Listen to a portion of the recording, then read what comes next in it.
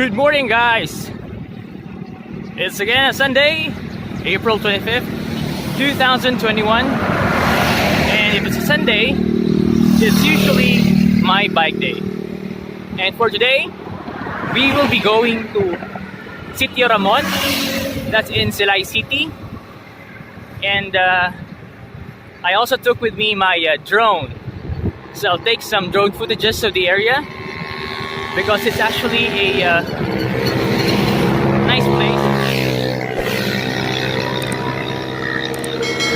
and it's now fast becoming a tourist attraction, especially during this time of pandemic. Joining me is my cousins, or are my cousins, and we are now taking the access road, the Bacolod Silay access road going to Silay City. You will meet up with some of my cousins there, and I'll show you to our destination.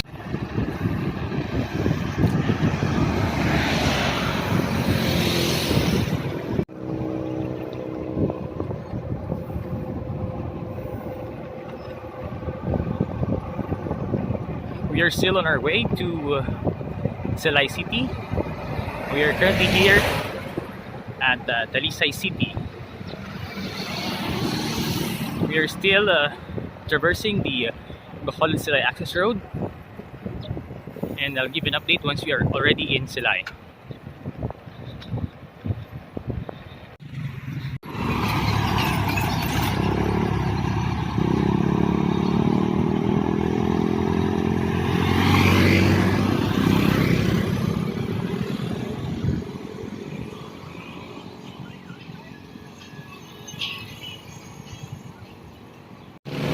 Just to give an update, guys, we're already here at Bacolod Silay Airport.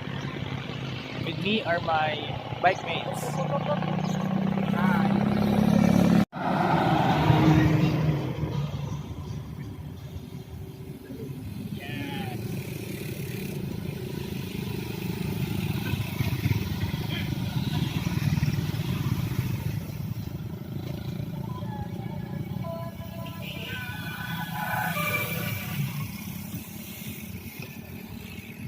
We are still here in Silay City. This will be our first pit stop. We will have our breakfast, and then we will proceed to Sitio Ramon.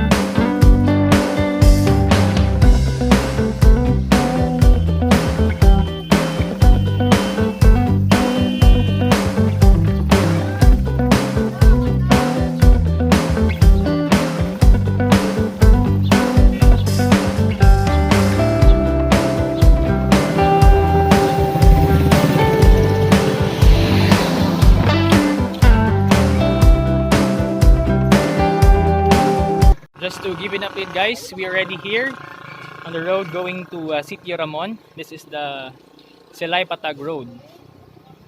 So we're just here for a quick stopover, just to replenish our water bottles, and we will go our way to Sitio Ramon.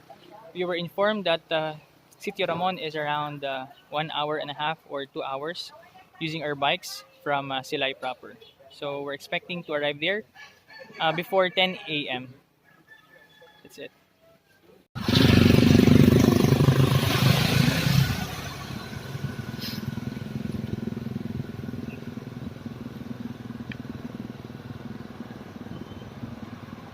Again, we had a stopover to drink some energy drink, taho.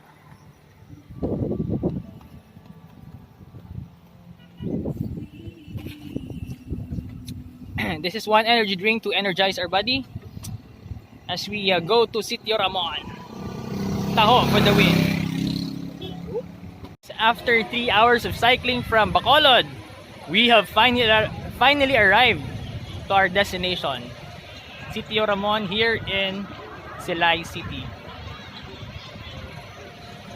So we have finally arrived around 9 a.m. and we were not expecting this bunch of people here. There are really a lot of people here. So I'll take a quick picture and a video, and I'll fly my drone. I'll show you the beauty of Sitio Ramon. This place used to be unexplored. Not many people usually come here, but because of the pandemic, some bikers discovered this place. Some locals are also enjoying this place, and now it's becoming a tourist attraction. But mind you guys, this is not a good place to get COVID because this place is really crowded.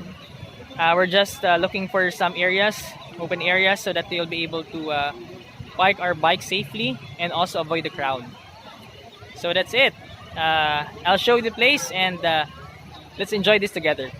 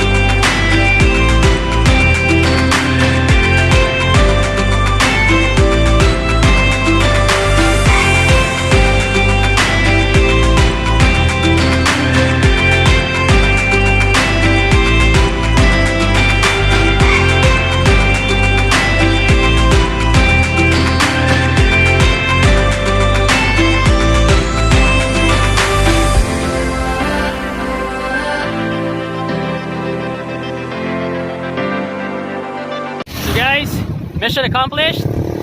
We were able to reach our destination, and now it's time to go home. We need to go home because I have to work. Because bike is life, but work is lifer. So I don't have any choice, but I have to go home and work. Anyway, this ends my video, but again, if you do like my channel, please do consider subscribing, and please don't forget to hit the notification bell so that you won't miss any future upload of mine. So again, my name is Simon. I do bike vlogs, I do unboxing videos, I do health tips, and now I do drone shots. So this is for now. See you on my next video. Bye bye.